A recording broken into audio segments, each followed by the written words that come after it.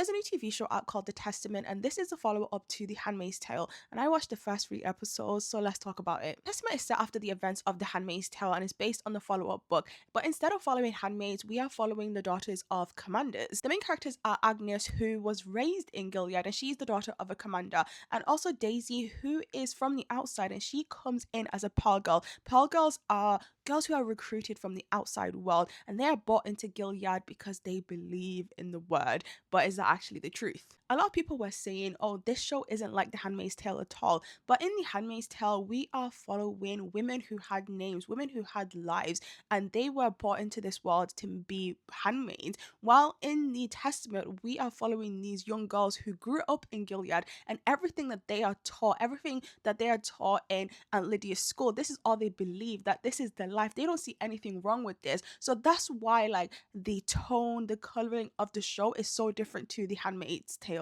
After the first episode, I started reading the book, and I'm currently 22 chapters in. And the book is the testaments of Agnes, Daisy, and Aunt Lydia. And I'm really excited to see the episodes when they start talking about Aunt Lydia's story and the things that she is doing, because what she is writing in this, crazy. Not too much spoilers, but crazy. There's a lot of things different compared to the book and the TV show, like the time jump. In the TV show, they tell us is 4 years. But then who is Daisy? Because if Daisy is the character in the book, then how does the time jump work? Like, how is the timeline and everything working? I'm really excited to find out who is Daisy and how she plays into this, because she can't be the same baby that I'm thinking about. There were a lot of moments that made my screen crawl watching this, but one of them is when Agnes has to go tell her dad that she's now become a woman because she started her period.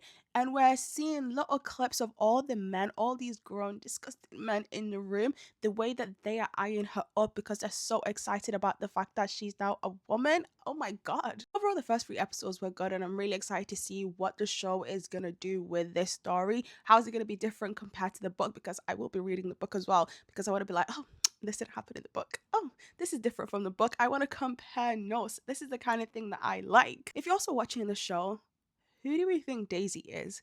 Because this timeline, I'm kind of confused. I'm kind of confused as to what is going on. And then also her episode with June, like that whole connection. I want to believe it's her, but then at the same time, the timeline is not making sense to me.